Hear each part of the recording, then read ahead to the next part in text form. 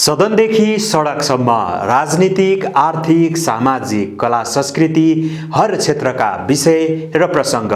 यो हो कार्यक्रम आजको सन्दर्भ। नमस्कार, कार्यक्रम आजको सन्दर्भमा स्वागत छ। म राकेश तिमल सिन्हा। दर्शकवृन्द, कार्यक्रममा आज हामी देशभर भएका राजनीतिक, सामाजिक, आर्थिक, कला, संस्कृति लगायतका विषयलाई विश्लेषणात्मक रूपमा प्रस्तुत गर्ने गर्छौं। आज हामीसँग छन् चिन्ता संविधानको हो कि सत्ताको। सर्वोच्च अदालतले संविधान संशोधन गर्ने यो मात्रै विषयमा गर्यो भने यो संविधान कागजको खोस्टमा परिणत हुन्छ। भ्रष्टाचार कम गर्ने जुक्ति तर भएन मुक्ति। प्रत्याशित विधानलाई सही ढङ्गबाट हामीले बनाउने र प्रयोग गर्ने गर्यौं भने मुलुकको 50% भ्रष्टाचार नियन्त्रण हुन्छ। अझै सकिएन नेकपा भित्रको आधिकारिकताको दाबी। केपी ओलीले नेतृत्व गरेको नेकपा जहाँ हुन्छ त्यसैले आधिकारिकता पाउँछ। यसमा तपाईले देख्नुहुन्छ। आउनुहोस् आजको सन्दर्भ सुरु गरौं देशभरका ताजा खबरहरूबाट। नेकपा प्रचण्ड नेपाल पक्षले संसद विघटन विरुद्ध जिल्ला प्रशासन कार्यालय मार्फत प्रधानमन्त्रीलाई विरोध पत्र सहित संविधानको पुस्तक पठाएको छ। शुक्रबार काठमाडौँको माइती घरदेखि जुलुसका साथ बबर महल पुगी नेकपा काठमाडौँ जिल्ला कमिटीले प्रधानमन्त्री केपी शर्मा ओलीलाई विरोध पत्र सहित संविधानको पुस्तक पठाएको हो। नेकपा काठमाडौँका इन्चार्ज सावित्रा भुसाल र सचिव हिमाल शर्माले काठमाडौँका प्रमुख जिल्ला अधिकारीलाई विरोध पत्रका साथै संविधान हस्तान्तरण गर्नुभएको थियो। मुलुकको कार्यकारी ओहदामा रहेर पनि संविधानको रक्षा र कार्यान्वयन गर्नु साटो मुलुकलाई अस्थिरतातर्फ धकेल्ने योजना मुताबिक प्रधानमन्त्रीले अधिकार नै नभएको कदम चालेको भन्दै संविधानको पुस्तक पठाइएको नेकपा काठमाडौँका सचिव हिमाल शर्माले बताउनुभयो। उहाँले उक्त कदमले जनताको मतको अपमान भएकाले सो कदमलाई सच्याउनका लागि संविधान पढ्न सुझाव दिँदै संविधानको पुस्तक पठाइएको उल्लेख गर्नुभयो। तपाईले संविधानलाई भिडाजुदा पार्ने प्रयास गरेर नेपाली जनताको न्यायपूर्ण आन्दोलनको उपलब्धिका रूपमा रहेको सङ्घीय लोकतान्त्रिक गणतन्त्रात्मक व्यवस्थालाई समेत ध्वस्त पार्ने प्रतिगामी र निरङ्कुश शासकका रूपमा तपाईँ केपी शर्मा ओली चित्रित हुनुभएको छ। मुलुकको कार्यकारी ओहदामा रहेर पनि तपाईँले संविधानको रक्षा र कार्यान्वयन गर्नुको सट्टा मुलुकलाई अस्थिरतातर्फ धकेल्ने योजना मुताबिक प्रधानमन्त्रीको अधिकारै नभएको प्रतिनिधि सभा विघटन गर्नुभएको हो भन्ने हाम्रो ठहर छ। तपाईले नेपालको संविधान 2072लाई राम्रोसँग अध्ययन त गरिरहनु भएको छ। तपाईले यस भूमिकाले संविधान अध्ययन गरेको जस्तो हामीलाई लागेन। त्यसैले संविधानको अध्ययनको लागि जिल्ला प्रशासन कार्यालय काठमाडौँ मार्फत नेपालको संविधान 2072 पुस्तिका पठाएका छौँ। तपाईले प्रतिनिधि सभा विघटन गरी जनमतको समेत अपमान गर्नुभएको प्रतिगामी कदमलाई सच्याउँदै आम नेपाली जनता समस्या क्षमा याचना गरी यो कदम सच्याउन हुन आग्रह गर्दै यो विरोध पत्र पठाएका छौँ। यस्तै नेकपा काठमाडौँ जिल्ला कमिटीका इन्चार्ज सावित्रा भुसालले केन्द्रीय सङ्घर्ष समितिको आयोजनामा प्रधानमन्त्री ओलीलाई विरोध पत्र र नेपालको संविधान बुझाइएको बताउनुभयो। प्रतिनिधि सभा विघटन गरेर प्रधानमन्त्रीले असंवैधानिक, अलोकतान्त्रिक, निरङ्कुश र प्रतिगामी कदम चालेको कारण त्यसको विरोधमा काठमाडौँवासीको तर्फबाट आफ्नो पार्टीले विरोध पत्र सहित संविधानको पुस्तक पठाएको पार्टी इन्चार्ज सावित्रा भुसालले जानकारी दिनुभयो। प्रतिनिधि सभा विघटन गर्ने जुन असंवैधानिक प्रतिगामी कदम उहाँले चाल्नु भएको छ त्यसको विरुद्ध एउटा विरोध पत्र र हामीले निर्माण गरेको नेपालको संविधानको एक कपी अध्ययनको लागि हामीले पठाएका छौँ र हामीले उहाँलाई सच्चिन पनि आग्रह गरेका छौँ। जनतासँग क्षमा याचना गरेर सच्चिएर यो कदम फिर्ता लिनको लागि आग्रह गर्दै हामीले विरोध पत्र प्रस्तुत गरेका छौँ। पार्टी प्रवक्ता नारायण काजी श्रेष्ठको संयोजकत्वमा गठित सङ्घर्ष समितिको गत पुस 18 गते बसेको बैठकले पुस 20 गतेदेखि माघ 23 गतेसम्मका लागि तय गरेको दोस्रो चरणको विरोध कार्यक्रम अन्तर्गत शुक्रबार विरोध पत्र सहित संविधानको पुस्तक पठाइएको नेकपाले जनाएको छ। विवेकशील पार्टीले संसद विघटन खारेज गर्न माग गर्दै ऐना देखाएर प्रदर्शन गरेको छ। शुक्रबार काठमाडौँको माइती घरमा संसद विघटन गर्ने प्रधानमन्त्रीको कदम असंवैधानिक भएको भन्दै त्यसलाई खारेज गर्न माग गर्दै विवेकशील पार्टीले ऐना देखाएर प्रदर्शन गरेको हो। प्रदर्शनका सहभागीहरूले असंवैधानिक संसद विघटन खारेज गर लेखिएको ब्यानर बोकेका थिए। साथै उनीहरूले यो समय भ्याक्सिनको हो प्रधानमन्त्रीज्यू लेखिएको प्रतीकात्मक घडी पनि प्रदर्शन गरेका थिए। प्रधानमन्त्रीको असंवैधानिक कदमले मुलुक थप सङ्कटमा परेकाले ऐना देखाएर प्रदर्शन गरिएको विवेकशीलका नेता शशि विक्रम कार्कीले बताउनुभयो। नेताहरू रिसराग भरिपूर्ण व्यवहार र पार्टीको गुटभित्रको निकृष्ट व्यवहारका कारण मुलुकलाई अप्ठ्यारोमा पार्न नहुने भन्दै नेताहरूले एकपटक आफ्नो अनुहार ऐनामा हेरुन् भन्ने उद्देश्यले ऐनासहित प्रदर्शन गरिएको उहाँले बताउनुभयो। हाम्रो रिस, हाम्रो राग, हाम्रो नेताहरूको रिस राग भरिपूर्ण आवाज, उहाँहरूको रिस राग भरिपूर्ण व्यवहार, पार्टीको गुटभित्रको अत्यन्तै निकृष्ट किसिमको व्यवहार र त्यो व्यवहारले गर्दाखेरि हामीले लिएको गलत बाटो। त्यसैले हाम्रो आह्वान के हो भने सम्पूर्ण नेताहरूलाई, विशेष गरी प्रधानमन्त्री केपी शर्मा ओलीलाई अब टक्क अडियौँ हामी। अब जहाँ छौँ त्यहाँ टक्क अडियौँ, लामो सास फेरौँ, अब एकचोटि ऐना हेरौँ, अब एकचोटि राम्रोसँग तलदेखि माथिसम्म ऐना हेरौँ, आफ्ना व्यवहारहरूलाई ऐनामा राखेर हेरौँ, कुन गलत व्यवहार हो, कुन सही व्यवहार हो, त्यसको रिफ्लेक्सन गरौँ, मजाले रिफ्लेक्सन गरौँ, नागरिकहरूलाई चित्त बुझ्ने गरी रिफ्लेक्सन गरौँ र अब समाजको लागि, देशको लागि सही बाटो चुनौँ। विशेष गरी प्रधानमन्त्री केपी शर्मा ओली, तपाईँले यो समयमा जुन स्टेप, जुन कदम लिनुभएको छ त्यो बिल्कुल बिल्कुल बिल्कुल गलत छ। अब आत्मआलोचना गर्ने बेला भयो, अब रिफ्लेक्सनमा जाने बेला भयो, अब ऐनामा आफ्नो व्यवहारहरूलाई राम्रोसँग हेरेर के गलत केही सही छुट्याउने बेला भयो। त्यसैले हाम्रो आह्वान, आउनुहोस् एकचोटि सबैजना अब रिफ्लेक्सनमा बसौँ, ऐना हेरौँ र समाज र देशको लागि आवश्यक सही बाटो चुनौँ। विवेकशील पार्टीले संसद विघटनको असंवैधानिक कदम नसच्याएसम्म आन्दोलनलाई निरन्तरता दिने जनाएको छ। उनीहरूले लगातार 18 दिनदेखि विरोध प्रदर्शन गर्दै आएका छन्। संसद विघटनको विरोधमा नेपाल विद्यार्थी सङ्घले काठमाडौँमा उल्टो जुलुस निकालेको छ। माइती घरमा भेला भएका नेवी सङ्घका नेता तथा कार्यकर्ताहरू उल्टो हिँडेर बानेश्वरसम्म पुगेका थिए। प्रदर्शनमा सहभागीहरूले सरकार विरुद्ध नाराबाजी समेत गरेका थिए। नेवी सङ्घका अध्यक्ष राजीव ढुङ्गानाले 2/3 नजिकको सरकार जनताप्रति जिम्मेवार नभएको र संसद विघटन गरेर संविधानलाई नै खतरामा पारेको आरोप लगाउनुभयो। संविधान विपरीतको काम गरेर प्रधानमन्त्रीले उल्टो काम गरेकोले उल्टो हिँडेर विरोध गरिएको उहाँले बताउनुभयो। वर्तमान सरकार जो 2 हाराहारी सिट लिएर निर्वाचित भएको थियो, जनताका दिनानुदिन समस्याप्रति त कति पनि चिन्तित भएन। कोरोनाबाट सङ्क्रमित भएका जनताको जीवन रक्षाका प्रति कति पनि चिन्तित त भएन। हुँदाहुँदै संविधानका कुनै पनि धारा नदेखि संविधानलाई कमजोर पार्दै, नेपालको लोकतन्त्रलाई कमजोर पार्दै लोकतान्त्रिक र असंवैधानिक कदम चालेर मुलुकलाई पछाडि फर्काउन खोज्यो। त्यसकारण उल्टो हिँड्ने सरकार, उल्टो गतिमा हिँड्ने सरकारका विरुद्ध हामीले उल्टो हिँडेर विरोध प्रदर्शन गरेका हौँ। त्यस्तै नेवी सङ्घका महामन्त्री मनोज वैद्यले वर्तमान सरकारको असंवैधानिक कदमको विरोधमा नेवी सङ्घ निरन्तर विरोधमा रहेको बताउनुभयो। उहाँले सरकार नागरिकप्रति जिम्मेवार नभएको र मुलुकलाई नै सङ्कटमा धकेल्ने प्रयत्न गरेको जिकिर गर्नुभयो। केपी ओली सरकारको असंवैधानिक गतिविधिका विरुद्ध नेपाल विद्यार्थी सङ्घले आज मात्र होइन,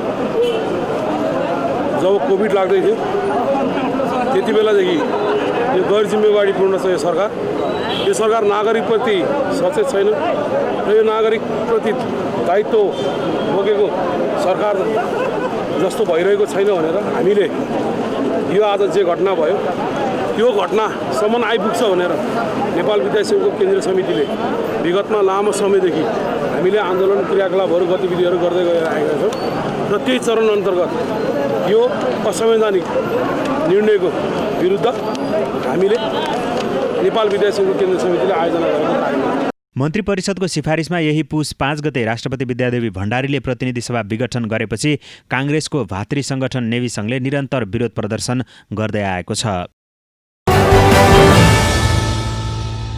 उपप्रधानमन्त्री एवं नेपाल कम्युनिस्ट पार्टी नेकपा ओली समूहका नेता ईश्वर पोखरेलले केपी ओलीले नेतृत्व गरेको समूह नै आधिकारिक नेकपा भएको दावी गर्नुभएको छ। शुक्रबार काठमाडौँमा आयोजित नेकपा ओली समूहको काठमाडौँ जिल्ला कमिटीद्वारा आयोजित जनप्रतिनिधि भेलालाई सम्बोधन गर्दै पोखरेलले प्रधानमन्त्री ओलीले नेतृत्व गरेको समूह नै आधिकारिक नेकपा भएको दावी गर्नुभयो। उहाँले सूर्य चिन्ह कसको हुन्छ भन्ने कुरामा समेत दुविधामा नपर्न आग्रह गर्नुभयो। आधिकारिक नेकपा जसको हुन्छ उसैको सूर्य चिन्ह हुने भएकाले सूर्य चिन्ह आफूहरूकै हुने बताउनुभयो। यदि कानुनी रूपमा अल्झो टुङ्गिन बाँकी भए पनि अन्त्यमा ओली समूहले नै पार्टीको नाम र सूर्य चिन्ह पाउने बताउनुभयो। तपाईहरु स्थानीय तहमा निर्वाचित प्रतिनिधि साथीहरू, पार्टीको चाहिँ नाम के हुन्छ, कानुनी रूपमा के हुन्छ, सूर्य कता पुग्छ भन्ने छ नि त। अहिले जतिसुकै चाहिँ त्यो हरेक जसुकैले मारा भने पनि मारिनेवाला छैन। केपी ओलीले नेतृत्व गरेको नेकपा जहाँ हुन्छ त्यसैले आधिकारिकता पाउँछ, यसमा तपाईँ बुझ्नु। अनि जहाँसम्म सूर्य चिन्हको कुरा छ, अघि साथीहरूले भन्नुभयो सूर्य चिन्ह नेकपा भनेर आधिकारिक ढङ्गले जुन पार्टी हुन्छ सूर्य चिन्ह त्यसैले पाउँछ। यदि कथौँ कदाचित कानुनी रूपमा अल्झो टुङ्गिन बाँकी भयो भने अरू कसैले पाउँदैन। यो चिज तपाईँले बुझ्नुहुन्छ। स्थानीय जनप्रतिनिधिहरूलाई सूर्य चिन्ह जता जान्छ त्यतै जाने मनस्थिति नबनाउन पनि आग्रह गर्नुभयो। सूर्य चिन्ह नपाए पनि अहिलेको पद नजाने भन्दै विभाजित हुने मनस्थिति बनाउन नहुने उहाँको भनाइ छ। पार्टी यताउता भयो भने सूर्य चिन्ह लिएर उठेकाहरू त जान्छ रे नि पद भन्दा पनि कतिपय साथीहरूलाई परेको छ। हाम्रो चाहिँ वडामा जित्नुभएको, नगरमा जित्नुभएको सदस्य साथीहरू सबैलाई होइन हिजो सूर्य चिन्ह लिएको थियो, सूर्य अर्काले लगायो भने त उतैको जानुपर्छ अरे, त्यसपछि खुस्किन्छ अरे भन्ने पनि परेको छ। त्यो केही चिन्ता नलिनुहोस्, खुस्किँदैन। त्यो कसैको तागत छैन खुस्काउने।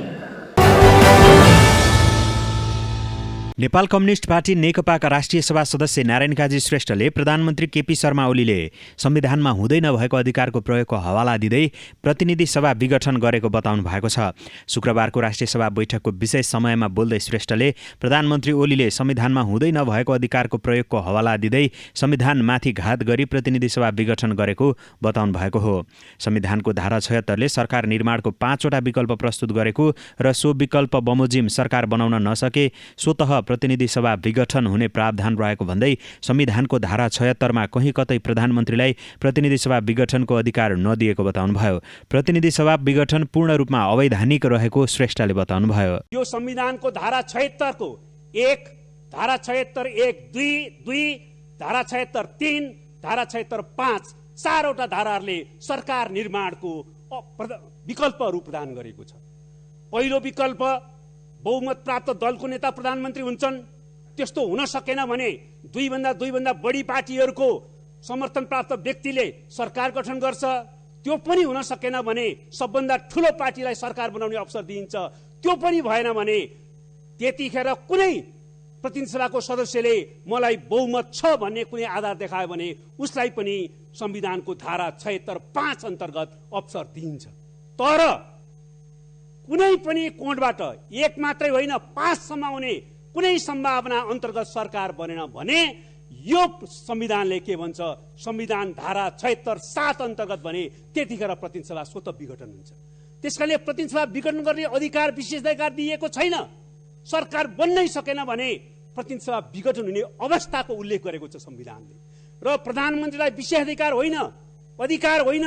यदि सरकार बन्नै नसक्ने स्थिति भयो भने दुई खालको प्रधानमन्त्रीलाई प्रतिनिधि सभा विघटनको अवस्थाको निम्ति बाध्यकारी दायित्व दिएको छ विघटनको सिफारिस गर्न, अधिकार होइन। त्यतिखेर विघटनको सिफारिस गर्नै पर्छ। जब सरकार बन्दैन वा सरकार बन्ने विकल्प अन्तर्गत बनेको प्रधानमन्त्रीले विश्वासको मत प्राप्त गर्न सक्दैन, त्यसपछि 30 दिनभित्र प्रतिनिधि सभा स्वतः विघटन हुने र 6 महिनाभित्र निर्वाचन हुने प्रावधान छ। त्यसको निम्ति म चाहिँ सिफारिस गरौँ कि नगरौँ भन्न पाउँदैन। अधिकार भनेको गरौँ कि नगरौँ भन्ने हो। त्यतिखेर प्रतिनिधि सभा स्वतः विघटन हुन्छ। त्यो विघटनको औपचारिकता पूरा गर्नलाई प्रधानमन्त्रीले विघटनको सिफारिस गर्न बाध्यकारी हुन्छ। त्यस कारणले गर्दाखेरि अहिलेको संविधानको धारा 76ले कहीँ कतै संविधानको कुनै धाराले प्रधानमन्त्रीलाई प्रतिनिधि सभा विघटन गर्ने अधिकार दिएको छैन। त्यो प्रश्न छ, त्यसमा यो असंवैधानिक हो। र भनिन्छ धारा 85 को एउटा हरफ यस संविधान बमोजिम प्रतिनिधि सभा विघटन हुनुभन्दा अगाडि भन्ने शब्दको प्रयोग टिपेर त्यो त विघटन हुन सक्ने रहेछ नि भनिन्छ। म फेरि भन्न चाहन्छु विघटन गर्ने अधिकार छैन। विघटन हुने स्थिति छ सरकार नबनेको अवस्थामा। कुनै मान्छेले बकपत्र दियो अथवा कुनै आफ्नो सम्पत्ति मृत्युपछि सेकपछि अरू कसैलाई दिने भनेर शब्द फेला पार्यो भने मारेर दिने भन्ने अर्थ लाग्छ सभामुख महोदय। त्यसकारणले यो पूर्ण रूपमा असंवैधानिक छ, संविधान विरोधी छ, त्यसमा कुनै दुविधा छैन। प्रधानमन्त्री ओलीको यस कदमलाई पूर्व न्यायाधीशहरू, बारका पूर्व अध्यक्षहरू, पूर्व महान्यायाधिवक्ताहरू, सबै कानुन व्यवसायीहरू, सबै राजनीतिक पार्टीहरू, बुद्धिजीवीहरू सबैले एक स्वरले असंवैधानिक र अलोकतान्त्रिक भनिरहेको उहाँको भनाइ छ। प्रधानमन्त्री ओलीले प्रतिनिधि सभा विघटनलाई राजनीतिक बाध्यता भन्ने गरेको उल्लेख गर्दै श्रेष्ठले कुनै पनि कारणले संविधान मिच्न नपाइने बताउनुभयो। पार्टीभित्र सरकारको काम कारबाहीको सम्बन्धमा छलफल भइरहेको भए पनि कुनै निष्कर्ष ननिस्कँदै प्रधानमन्त्रीले प्रतिनिधि सभा विघटन गरेको उहाँको भनाइ छ। कुनै राजनीतिक पार्टीको आन्तरिक मामिलाका कारण संविधानको हत्या गर्न नपाइने उहाँले बताउनुभयो। हाम्रो प्रधानमन्त्री र प्रधानमन्त्रीका समर्थन गर्ने कतिपय साथीहरूले भन्नुभएको छ यो राजनीतिक बाध्यता पर्यो, संवैधानिक त होइन, संवैधानिक हो भन्न त सकिँदैन, राजनीतिक बाध्यता पर्यो। के बाध्यता? कुनै बाध्यताका कारणले संविधान मिच्न पाइँदैन, संविधानमाथि प्रहार गर्न पाइँदैन, संविधानलाई उल्लङ्घन गर्न पाइँदैन, यो राजनीतिक परिवर्तनमाथि आक्रमण गर्न पाइँदैन।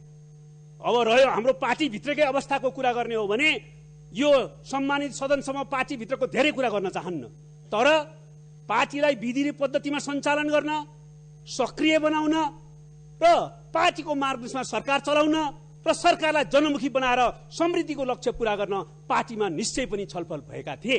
पार्टी एकतालाई कायम गर्न, सरकारलाई जनमुखी बनाउन र जनादेशलाई पूरा गर्नका निम्ति के कसरी अगाडि बढ्नुपर्छ भनेर हाम्रो पार्टीमा निश्चित रूपमा छलफल भएको थियो। त्यो छलफलको आधारमा हामी अगाडि बढ्ने प्रयत्न गरिराखेका थियौँ। हाम्रो पार्टीमा 2 प्रस्तावहरू प्रस्तुत भएका थिए पार्टीको सङ्कट र निवारण सम्बन्धमा, त्यसमाथि छलफल हुँदै थियो। छलफलले कुनै निष्कर्ष निकालेको थिएन अनि त्यतिखेर चाहिँ त्यसको आधारमा कुनै निष्कर्ष निकाल्ने र संविधान मिच्न पाइन्छ, संविधान अपहरण गर्न पाइन्छ, पाइँदैन। पहिलो कुरो, कुनै राजनीतिक पार्टीको आन्तरिक मामलाको कारणले नेपाली जनताले सङ्घर्ष गरेर ल्याएको संविधानको हत्या गर्न, प्रहार गर्न पाइँदैन।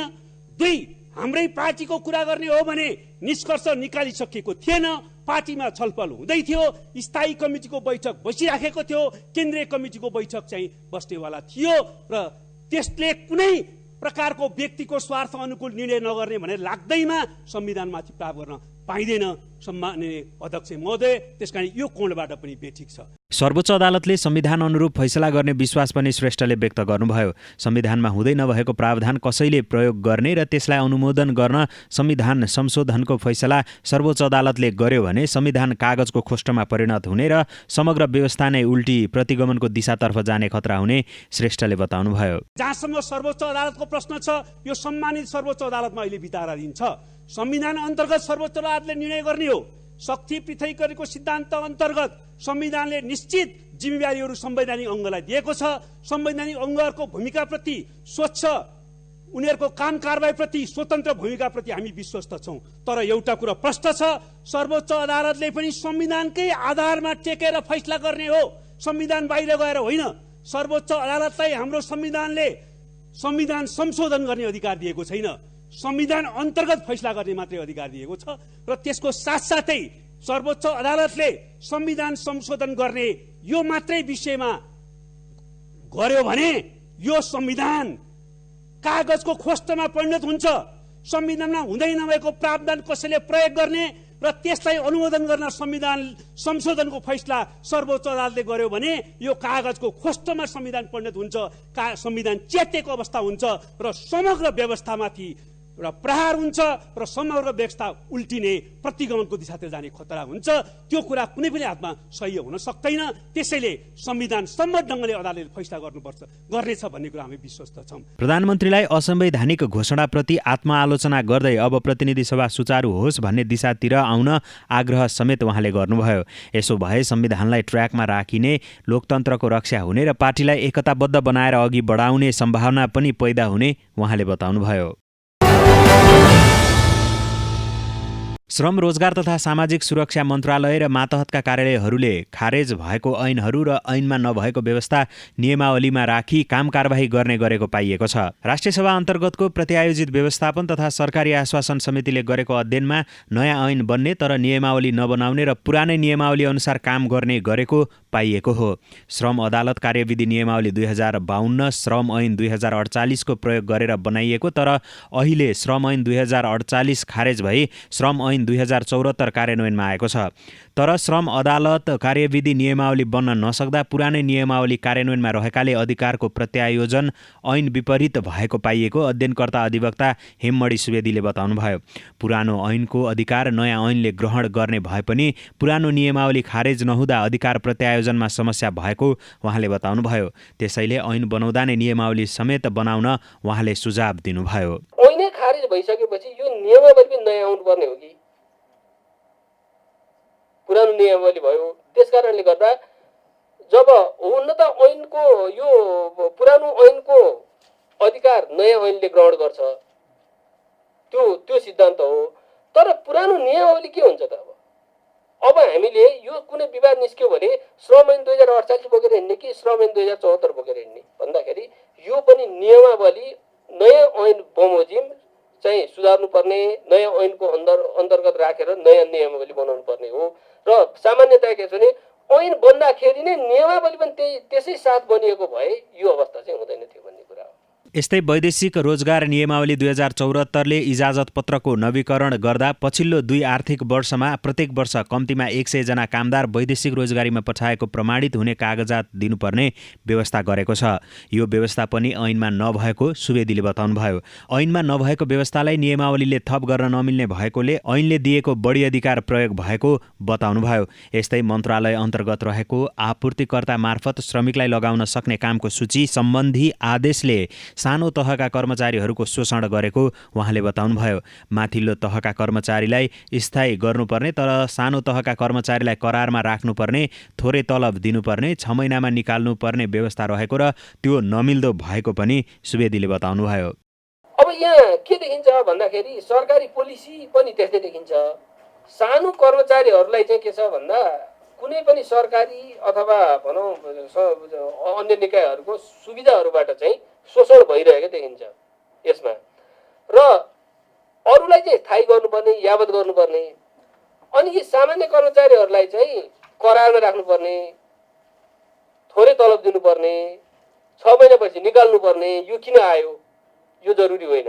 र यो त अन्यको त अर्कै भयो। अब सरकारी स्तरमा पनि ड्राइभर भए, पिएनहरू भए, उहाँहरूको चाहिँ के छ भन्दाखेरि अरूलाई चाहिँ पेन्सनको सुविधा सबै ठुलो माथिको कर्मचारीहरूलाई, तलकालाई चाहिँ के छ भन्दाखेरि 6 महिनामा उहाँहरूको रिन्यू गरिराख्ने करारबाट।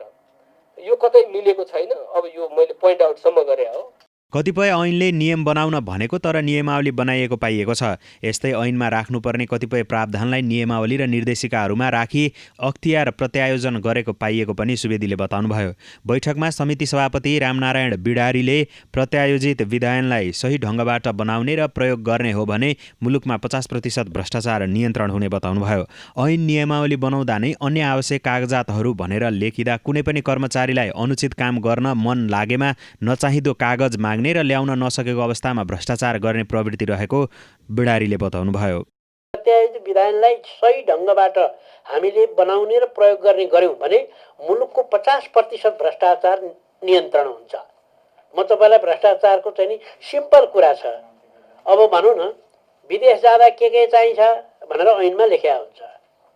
अनि तपाईँले भन्नुहुन्छ नागरिकता चाहिन्छ, के अरे नो अब्जेक्सन लेटर चाहिन्छ, ट्याक्स क्लियरेन्स चाहिन्छ, के भनेर लेख्नुहुन्छ नि। 10-12वटा चिज लेख्या हुन्छ नि, तल लास्टमा गरेर अन्य आवश्यक कागजहरू भनेर लेखिदिनुहुन्छ। अब कोही मान्छेलाई म्यानिपुलेट गर्न मन लाग्यो, अनुचित काम गर्न मन लाग्यो भने नचाहिने कागज माग्दिने, किन अन्य आवश्यक कागज यो पनि पऱ्यो नि। अब ऐनमा छ भन्ने, अनि त्यो कागज ल्याउन सकेन भने त्यसो भए अनुचित कार्य गरौँ न त, त्यसो भए हुन्छ ल भन्ने। यस्तो प्रकारको चाहे मालपोतमा भन्नुहोस्, चाहे श्रममा भन्नुहोस्, जहाँसुकै राष्ट्र सेवकहरूलाई पनि यसले नोक्सान पार्यो। ऐन अनुसार नबनेका नियमावली र कार्यविधि अनुसार काम गर्दा अख्तियारले मुद्दा हाल्ने तर अदालतले सफाई दिने प्रवृत्ति पनि रहेको सभापति बिडारीले बताउनुभयो। वरिष्ठ कलाकार हरिवंश आचार्यले नेपाली राजनीतिको फोहोरी खेलले जनतालाई दुःख दिएको टिप्पणी गर्नुभएको छ। शुक्रबार नेसनल गोल्ड टेलिभिजनसँग कुरा गर्दै कलाकार आचार्यले 40 वर्ष अगाडि आफूहरूले कलाकारिता सुरु गर्दा जस्तो अवस्था थियो अहिले पनि व्यक्ति परिवर्तन भए पनि प्रवृत्ति परिवर्तन हुन नसकेको बताउनुभयो। राजनैतिक विसङ्गतिले गुण्डा प्रवृत्तिका व्यक्ति संसदमा छिरेको पनि टिप्पणी गर्नुभयो। कलाकार आचार्यले भर्खरै समसामयिक राजनीतिलाई समेटेर एक व्यङ्ग्य मिश्रित गीत पनि सार्वजनिक गर्नुभएको छ। गीतमा कलाकार आचार्यले एउटा कुरा कसैलाई भन्नु हुँदैन, यो कुरोलाई गीत बनाएर गाउन मिल्दैन, हेर भाइ घने कुरो के छ भने टुँडी खेलमा हात देखाउँदा ज्योतिषीले धनी हुन्छौ भने चुनाव लड्नु भने भन्ने व्यङ्ग्य समसामयिक राजनीतिमाथि कस्नु भएको छ। नेपालमा बढ्दै गएको भ्रष्टाचार र राजनैतिक अस्थिरतालाई लिएर गीत बनाइएको कलाकार आचार्यले बताउनु भयो। यो गीत चाहिँ कुनै व्यक्ति नेतालाई तोकेर भनेको नि होइन, कुनै दललाई तोकेर भनेको नि होइन। अनि युट्युबमा चाहिँ कमेन्टहरू आउँदाखेरि चाहिँ फलानुको नाम लिएर यसलाई भनेको यस्तो भनेको भन्ने कमेन्टहरू थुप्रो आउँछ, तर प्रवृत्तिलाई भनेको हो। जुन नेपालमा चाहिँ यो एउटा चाहिँ दण्डहीनताको प्रवृत्ति छ नि, त्यो प्रवृत्तिमाथि चाहिँ व्यङ्ग्य गर्ने हो। र अब हाम्रो आकाङ्क्षा हामीले चिताएको कुरा चाहिँ के भनेदेखि देशमा सुशासन होस्, विधिको शासन होस्। भ्रष्टाचार त सबै संसारमा जहाँ पनि हुन्छ होइन, तर त्यसको पनि एउटा मापदण्ड हुन्छ नि। अब हाम्रो चाहिँ मापदण्ड एकदमै नागेको जस्तो लाग्छ कि मलाई। हुन त अब सरकारले चाहिँ भ्रष्टाचार गर्नु दिन्न, गर्नु हुँदैन भनिरहेको छ, तर हामीले गरेको पनि देखिरहेछौँ। फेरि अब कुनै व्यक्तिले नगरे होला, तर टिममा कसैले गरेको देखिरहेछौँ। कलाकार आचार्यले राजनीतिक क्षेत्रमा लामो समयदेखि प्रवृत्तिको रूपमा रहेको भ्रष्टाचार गाडिएको पनि बताउनु भयो। चुनाव भन्ने एउटा चाहिँ कस्तो माध्यम भयो भनेदेखि अब खुट्टामा चप्पल पनि लाउन नसक्ने मान्छेले चाहिँ चुनाव लडिसकेपछि चाहिँ केही वर्षमा चाहिँ मर्सिडिज बेन्च चढेर हिँडेको हामीले देखेका छौँ। तर सबै नेतालाई भने होइन, गीतमा पनि त्यही भनेको छ। राजनीतिमा लागेर धेरै व्यक्तिहरू अर्बपति भएको र रहन सहनमा ठूलो परिवर्तन आएको देखिएको कुरालाई गीतले देखाएको पनि आचार्यले बताउनु भयो। राजनीतिलाई नै उद्योग बनाउन भएन, व्यापार बनाउन भएन भनेर गीतमा देखाउन खोजिएको छ। नेपालमा यही प्रवृत्ति रहेका कारण जनतामा निराशा आएको उहाँले उल्लेख गर्नुभयो। जनताहरूमा बढी निराशा छाएको कारण पनि त्यही हो कि यो प्रवृत्ति चाहिँ भ्रष्टाचारको प्रवृत्ति चाहिँ रोकियोस्। अब राजनीतिमा मात्र होइन कि यो प्रशासनिक क्षेत्रमा पनि त्यति नै छ। अब जनताहरूलाई सानो काम गर्न पर्यो भने पनि अब केही राहत नदिकन त्यो काम फत्ते होला भन्ने आशै गर्नु पर्दैन। देशको राजनीतिक नेतृत्वले देशको पुरै राजनीति प्रणालीलाई आफू जस्तै बनाएको विषयलाई पनि गीतमा देखाउन खोजिएको उहाँले बताउनु भयो। अनि मैले बेला बेला भन्ने पनि गर्छु कि घरमा बाउ जनाया भयो भनेदेखि छोराछोरीहरू पनि जनाया हुन सक्छन्, बिग्रिन सक्छन्। अब बाउ नै अनुशासनमा छैन, आमा नै अनुशासनमा छैन भनेदेखि छोराछोरीहरूलाई हामीले अनुशासनमा बस भनेर त भएन। त्यस कारणले हाम्रो यो राजनीतिको चाहिँ अभिभावकत्व नै बिग्रेको जस्तो लाग्छ मलाई, बिग्रिरहेको जस्तो लाग्छ। तर मैले एउटा व्यक्ति कसैलाई भनेको होइन, यो प्रवृत्तिलाई भनेको मैले त्यही प्रवृत्तिमाथि बनाएको गीत हो। देशको प्रजातन्त्र एउटा प्रजातान्त्रिक प्रवृत्तिमा भन्दा पनि राजनीतिक नेतृत्व गर्ने व्यक्तिको प्रवृत्तिमा निर्भर रहेको बताउनु भयो। अब हाम्रो देशको डेमोक्रेसी चाहिँ अब बाँधेर नभनौँ, अब हाम्रो अब जस्तो मान्छेले सञ्चालन गर्नमा छ त्यस्तै भइदिएको क्या। जुन भाँडामा पानी हालिन्छ त्यही आकार जस्तो भयो, त्यस्तो भयो। कुनै पनि व्यक्ति कला साहित्यको क्षेत्रमा सफल हुँदैमा राजनीतिमा सफल नहुने मान्यता पनि आचार्यको छ। राजनीतिक व्यक्तिमा संगठन निर्माण, योजना निर्माण लगायतमा योग्य हुनुपर्ने बताउनु भयो। कला साहित्यको क्षेत्रमा के गर्न सक्यो भन्दैमा राजनीतिमा पनि त्यो मान्छे सफल हुन्छ भन्ने छैन। त्यो नेचरले दिएको हुन्छ। एउटा सङ्गठन गर्न सक्ने क्षमता एउटा नेतामा हुनुपर्छ। कुनै नेतामा चाहिँ प्लानिङ गर्न सक्ने क्षमता हुनुपर्छ। हामीसँग चाहिँ त्यो प्लानिङ गर्न सक्ने क्षमतामा हामीले प्र्याक्टिस गऱ्यौँ। अब हामीभन्दा धेरै पढे लेखेका प्लानरहरू हुनुहुन्छ, उहाँहरूको अगाडि म देश चलाउँछु भनेर अगाडि तम्सिनु चाहिँ फेरि हामीले पनि गाली खाने हो। तर चुनावमा राजनीतिक नेतृत्वले ठिक व्यक्ति छान्न नसक्दा राजनीतिमा सही व्यक्ति आउन नसकेको बुझाइ आचार्यको छ। चुनावमा जित्नलाई पनि डनहरूले पनि जितेका छन्, स्मगलरले पनि जितेका छन्, कालो व्यापारीहरूले पनि जितेका छन्।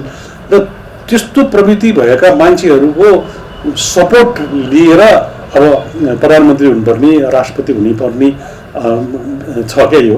त्यस कारणले सांसद हुनको लागि मान्छेको चरित्र आचरण त्यो चिज नबुझिकन जो पाएलाई चाहिँ राजनीतिक पार्टीले चाहिँ टिकट दियो भनेदेखि फेरि चुनाव जितेर आउँदा डनहरू नै हो। डनहरूले छानेको मान्छेले त स्वच्छ शासन त गर्न गाह्रो हुन्छ, सधैँ उसलाई त्यही व्यक्तिहरूसँग डर भइरहन्छ। त्यो कारणले गर्दाखेरि राजनीति संस्कारमै परिवर्तन हुनुपर्छ र सबभन्दा ठुलो चाहिँ जनता हामीले नेताको मात्रै गाली गर्छौँ, जनताले पनि भोट दिँदाखेरि कमसेकम त्यो मान्छेको ब्याकग्राउन्ड के छ त्यो हेरिदिनु पर्यो, त्यो मान्छेको चाहिँ क्रियाकलाप के छ हेरिदिनु पर्यो। हवस् त कार्यक्रम आजको सन्दर्भ यति नै। कार्यक्रम कस्तो लाग्छ प्रतिक्रिया सुझाव सल्लाह दिनका लागि हामीलाई फेसबुक र युट्युबमा पनि फलो गर्न सक्नुहुनेछ।